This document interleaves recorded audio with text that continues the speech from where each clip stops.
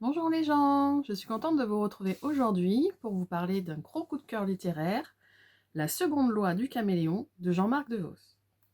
Alors le livre commence par le haka des All Blacks. Pour ne pas me ridiculiser en prononciation approximative, je vous laisse le lire. Et on va commencer par le chapitre premier, Caméléon. Je suis un caméléon. Vous savez, la bête que personne ne remarque, qui attend sa proie, avachie sur une branche. Ça a l'air indolent, un caméléon. Pourtant, malgré son immobilité, ses yeux se déplacent sans cesse. Il surveille tout, tout autour, en permanence. Il ne se relâche jamais, dans un seul but, ne pas se révéler. Si vous ignorez où il se trouve, vous ne le verrez pas. Rarement un être vivant n'a consacré autant d'énergie à se diluer dans son environnement, au point que son métabolisme s'est transformé au fil des centaines de milliers de générations dans le dessein ultime de passer inaperçu. Chez les humains aussi, des individus échappent à votre attention, la plupart par nature. Ils sont insignifiants, c'est inné. Pour eux, nul besoin de se fondre dans la masse, ils sont la masse. À l'opposé, on trouve certains prédateurs, super entraînés. Les snipers par exemple. Ils prennent une position et hop, quelques minutes plus tard, ils ont disparu, absorbés par le décor.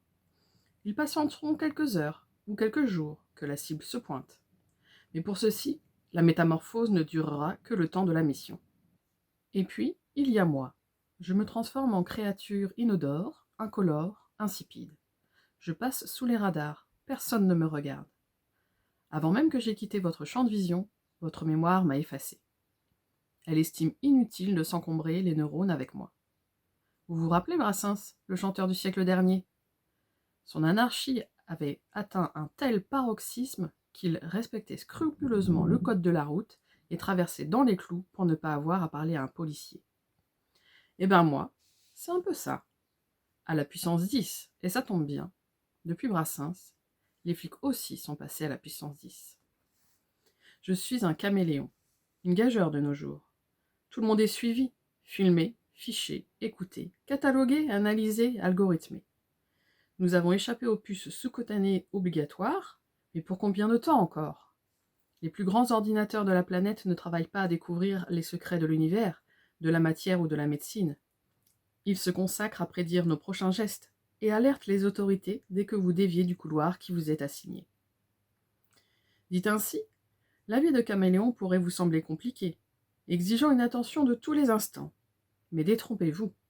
Une fois qu'on en a intégré les codes et les contraintes, ça devient une seconde nature, comme lorsque vous roulez à vélo. La tâche est éminemment complexe, mais vous n'y pensez pas. Ma position se révèle même plutôt confortable. Un emploi planqué, très classe moyenne, un jeans, une chemise sans marque, une montre Casio à 30 balles, un profil sur les réseaux sociaux pour pousser un petit coup de gueule de temps en temps, pas trop, hein, juste pour faire vrai, et quelques relations amoureuses. Et oui, pas de nana, pour un mec, ça le rend suspect. Que cache-t-il? Psychopathe? Refoulé? À moins qu'il ne soit un homosexuel pas encore sorti du placard. L'État se méfie des gays qui ne se déclarent pas. Ne me demandez pas pourquoi. C'est dans les algos de surveillance. Du coup, les focus des caméras restent sur eux. À ce propos, mes relations amoureuses ne durent jamais longtemps, parce que les demoiselles finissent vite par sentir que, question sentiment, c'est pas vraiment ça. Elles se doutent que je les ai choisies pour remplir un vide dans le décor, une sorte de camouflage. Alors ça quémande des grands serments, des preuves d'amour. Puis, forcément, ça s'étiole, ça se délite, ça se sépare. Ben oui, un caméléon, ça ne s'engage pas. Enfin, peut-être les autres, mais pas moi. Juju, elle dit toujours que je suis un sentimentplégique. Il y en a chez qui ce sont les jambes qui ne fonctionnent plus, voire les 4 membres. Moi, c'est la partie émotionnelle. Rassurez-vous, je ne vous embêterai pas avec ma vie sentimentale maintenant. J'y reviendrai plus tard. Côté physique, j'exhibe une jolie teinte dorée au parfum de l'Océanie, des cartes postales et des veinés, sans oublier les rondeurs qui vont avec, et qui me confèrent un look de nounours apaisant. Il ne me manque que le collier de fleurs de tiare. Hélas, la catégorie jolie teinte dorée n'est pas reconnue dans les fiches signalétiques. Du coup, me voilà étiqueté noir. Pas vraiment l'idéal vis-à-vis du personnel et des dispositifs de surveillance. Par chance, j'ai le bon bronzage sur la peau. Pas celui de mes frères subsahariens, ni celui du Maghreb avec la barbe. Ça, c'est pire que tout. Ça équivaut à se dessiner une cible sur le front. Il y a des clichés qui ne s'effaceront pas de sitôt. Non, moi je suis le gros basané standard anonyme, au milieu d'un million d'autres venus se réfugier en Europe quand leurs îles ont disparu sous l'océan. Et pour les experts autoproclamés en sécurité publique, les migrants de l'Océanie s'inscrivent en vert dans toutes les cases. Quoi de plus pacifique et de moins turbulent qu'un Polynésien? Ces gens-là ne causent jamais de problème, mon bon monsieur. Si tous les Noirs étaient comme eux. Pour une fois qu'un stéréotype jouait en ma faveur, je n'allais pas les détromper. Cela dit, la discrétion comme seul objectif de vie, évidemment vous en aurez vite fait le tour. Vous devez la voir pour ce qu'elle est, un outil qui vous permet d'avoir la paix dans toutes les combines où vous avez envie de tremper, sans que des caméras, des satellites ou même votre téléphone regardent par-dessus votre épaule pour capter tous vos petits secrets au gouvernement. Ne pensez pas que je sois un espion ou un malfaiteur, mon Dieu, non. Mon truc à moi, mon péché mignon, c'est la relation tarifée. Mais attention, pas avec des colgueurs de calendrier montés sur des échages de 10 centimètres, à 1000 boules la passe. Moi, ce que j'aime, c'est la ribaude, la vraie, la vulgaire. Celle qui vous dit « Viens mon chou, je vais m'occuper de ton petit Jésus ». Vous voyez? Pas le genre de nana avec qui on se sent obligé de rentrer le ventre, d'être bien sapé ou de faire la conversation. Seulement voilà, depuis le nouveau contrat moral européen, interdit tout ça. Verboten, prohibited. De nos jours, les gourgandines, avant d'être ramonées, ça s'enregistre, ça se vaccine, ça se syndique, et ça se tamponne sur la fesse le visa de l'Agence fédérale pour la salubrité et l'hygiène publique. Fini les arrières de troquet. Rendez-vous obligatoire dans un love hotel agréé après avoir présenté un certificat de bonne vie et mœurs. Au cas où on serait un psychopathe récidiviste, sans doute. Et après avoir donné sa carte d'identité au fonctionnaire du ministère à l'entrée, qui vous regarde d'un air suspicieux en hésitant à vous remettre un ticket. Ensuite, après avoir sollicité poliment les services de la demoiselle, il ne reste qu'à approuver le devis. Un vrai devis, avec les positions et prestations convenues, leur prix unitaire et le total, plus la TVA en dessous, juste avant la mention « Je reconnais que tout acte ne figurant pas sur la présente liste est passible de poursuite du chef de viol. » Pour vous, je ne sais pas, mais moi, ça me coupe tous mes effets. Alors, je cherche la tapineuse à l'ancienne, celle qui se cache dans un renfoncement de façade, ou qui sirote un verre de mousseuse sur le coin d'un zinc, qui fume encore du tabac, de l'authentique, de contrebande, qui pique à la gorge, pas des clopes électroniques. Une femme avec des poils autour de la chatte, qui accepte le cash et qui vous accueille dans un carré clandestin où le matelas grince un peu en dégageant des odeurs de luxure. Une fille qui ne vous embête pas pour un préservatif. Pourquoi faire? Voici 30 ans que les maladies vénériennes ont disparu avec la vaccination obligatoire généralisée. Bref, je me complais dans le genre de galipette qui, en flagrant délit, se termine en tôle avec un casier pour fait de mœurs. Je vous raconte tout ça dans le seul but que vous compreniez bien pourquoi je vis en caméléon. C'est une question de survie.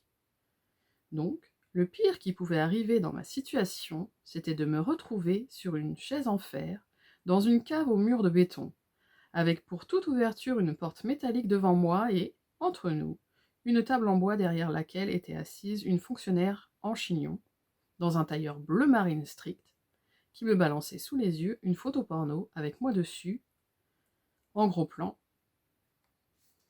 Vous connaissez? Pas de bonjour, ni de « Êtes-vous bien installé, monsieur Samoa ?» S'il n'y avait eu les deux barbouzes taillées comme des ours debout derrière moi, je lui aurais expliqué ma façon de penser sur son accueil. Mais mon instinct de survie me déconseillait de provoquer des plantigrades géants qui n'avaient peut-être pas encore mangé. Autant rester poli. « Et vous êtes ?» La dame qui pose les questions.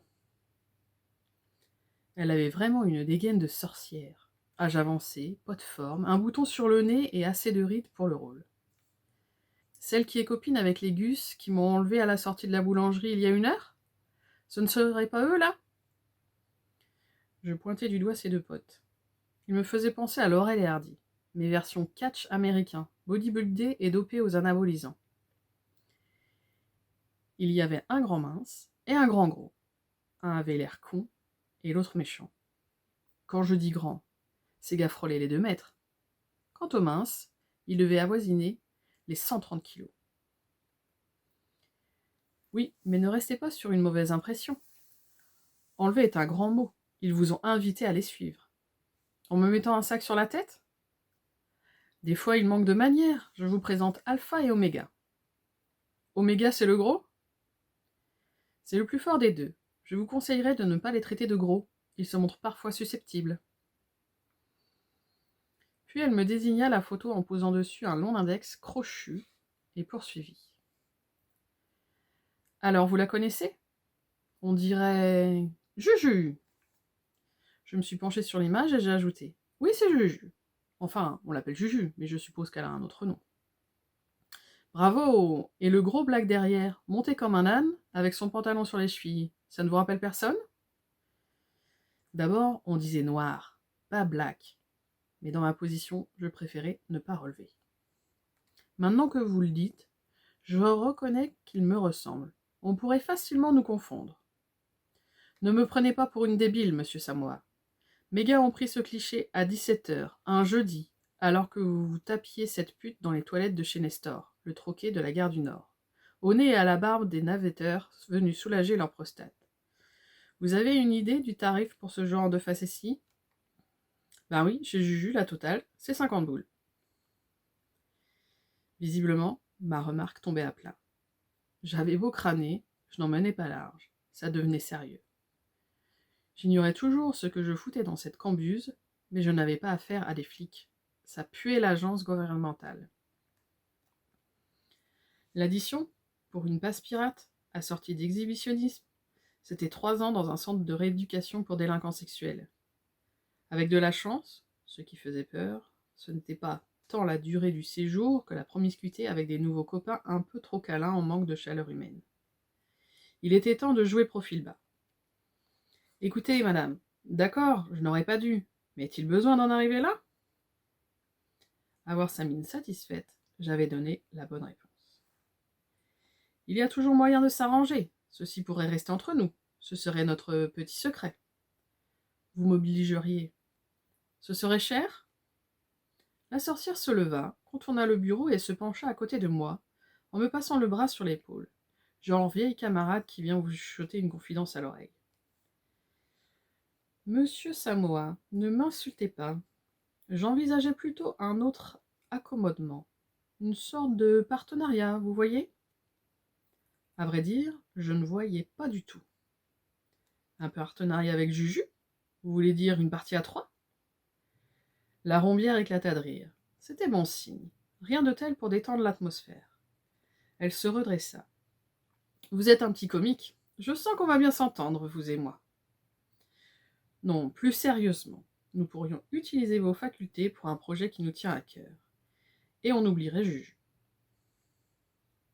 À tous les coups, j'allais me faire entuber, mais avais-je le choix? De quelle faculté parlez-vous? Vous êtes un caméléon, ça tombe bien. Nous en cherchons un. La première loi pour un caméléon, personne ne doit savoir qu'il est un caméléon. De ce côté-là, c'est dérapé. Il en existe une seconde, mais je vous dirai la seconde loi plus tard. Alors, vous acceptez de nous aider? Je n'avais aucune idée de ce qu'elle attendait de moi. Toutefois, quand vous êtes dans une pièce aussi glauque que celle où je me trouvais, et qu'en cas de refus, l'alternative consistait à un séjour de quelques années dans une aile de prison réservée aux pervers sexuels, on est vite enclin à répondre favorablement à toutes les propositions. D'autant que les gars devant moi avaient des faciès de tueurs du gouvernement. Si je dis que les 2 ours avaient l'air de tueurs gouvernementaux patentés, c'est à cause des cheveux courts, des chemises blanches et du rasage de près. Les exécuteurs de la mafia n'étaient pas rasés de près, et les psychopathes n'avaient pas les cheveux courts. Enfin, je crois. Je hochai la tête en gardant une moue évasive. Comment refuser? Ce sera avec plaisir. Oméga me donna une tape amicale dans le dos, en me déplaçant 2 cervicales, et la sorcière afficha un sourire carnassier assez impressionnant, du moins pour un être humain. À la bonne heure, Max. Puisque nous voilà associés, je peux vous appeler Max? Moi, c'est Madame. Inutile de préciser qu'à partir de maintenant, une fois que je vous aurai briefé, entre nous ce sera à la vie et à la mort. Si vous voyez ce que je veux dire. Elle eut un geste vague de la main, comme si elle chassait une mouche, et poursuivit.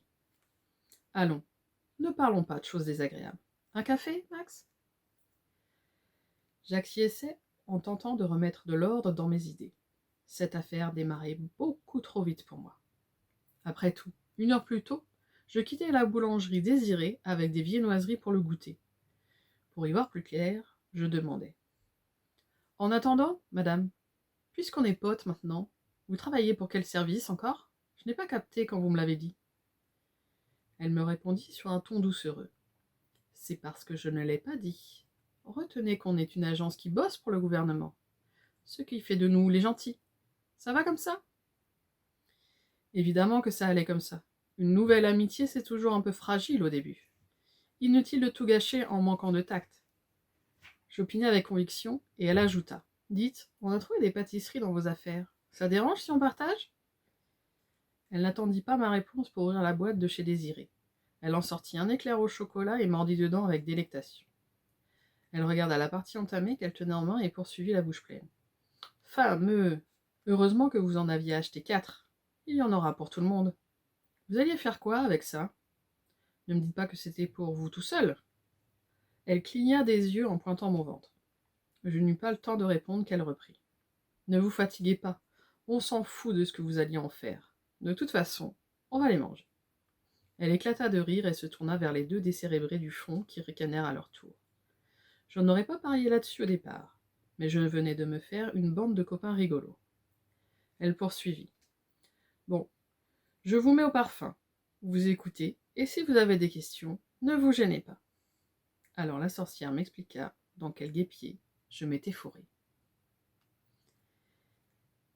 Si vous voulez savoir dans quel guêpier Max s'est fourré, je vous invite à lire le livre. Je vous mets plus de détails avec ma chronique dans les liens et tout ce qui est nécessaire. Et moi je vous dis à bientôt!